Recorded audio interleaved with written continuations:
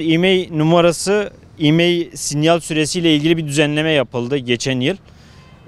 Bu düzenleme 1 Ocak 2024'te yürürlüğe girecek. Bunun yeniden düzenlenmesi için bir sesimizin duyulmasını istedik. IMEI numaralarında sinyal almayan cihazların sinyalleri, şebekeleri kesilecek.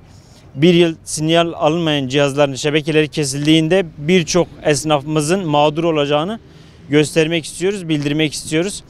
Bunun yanında telefonunu saklamış olan insanlar var ya da yedek telefon almış olan insanlar var ya da cep telefoncularımızın eski cihazları var, tamiratları var.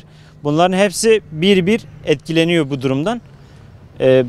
Bunun yeniden bir düzenleme ile 7 yıl değil de 7 yıldan 1 yıla indirilmişti. Bunun 7 yıl değil de en azından 3 yıl gibi ya da 4 yıl gibi bir süreye çıkarılması bütün esnafımızın ve tüketicilerin faydasına olacaktır.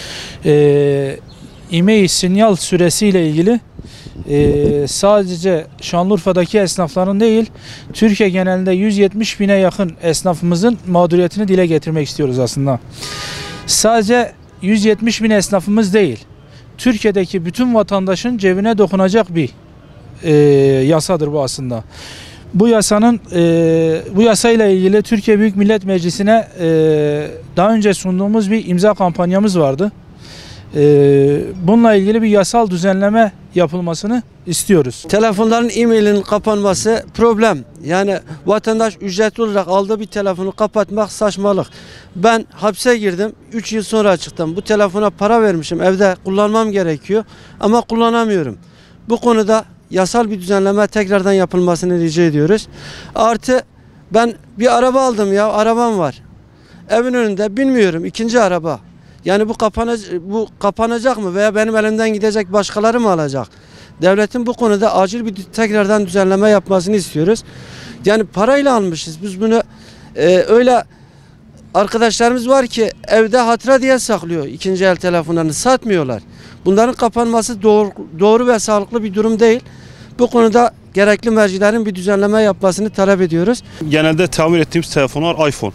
Şimdi iPhone 6, 6s gibi cihazları kullanan kişiler cihazı evde bekletip yedek cihaz olarak kullanıyorlar. Bu kişiler evde beklettiği zaman 1 yıl sonra adam gelecek, bunun e-mail numarası kapanmış, 1 yıl iletişimden düşmüş diye çöp olmuş bir cihaz. Şimdi bu cihazın vergisi verilmiş, ödemeleri yapılmış. Devlet hakkından normalde bunun vergisi de verildiği için herhangi bir hak talep etmemesi lazım. Cihaz faturalı, klon da olmamış, herhangi bir şey olmamış cihaza. Ama bu hak elinden aldığın zaman yani bir nevi gaspa giriyor bu.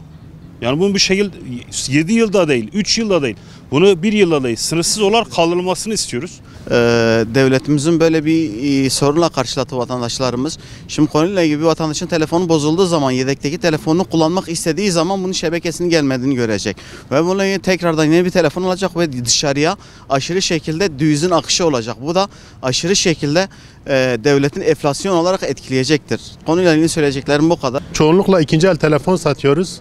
Hani bazı telefonlarımızı bir yıl boyunca satamıyoruz. 1,5 yıl kalıyor. Yani o telefonlar kapanacak mı? Sonuçta bu konuda mağdur oluyoruz. Elimizde bu telefonlarla alakalı aksesuar var, yedek parçalar var, pilleri var. Bunlar hepsi çok çöp olacak anlamına geliyor. Sonuçta ben bir sefer bu telefonu almışım, vergisini vermişim. Daha ne diye kapanıyor ki bu? Sonuçta devlet bu hakkı benim elimden zorla alıyor. Bir nevi hakkımı gasp etmiş oluyor devlet. Yani bunun hiç kimseye faydası yok. Kafalarına göre yasa çıkarıp insanlar hakkını gasp edemezler.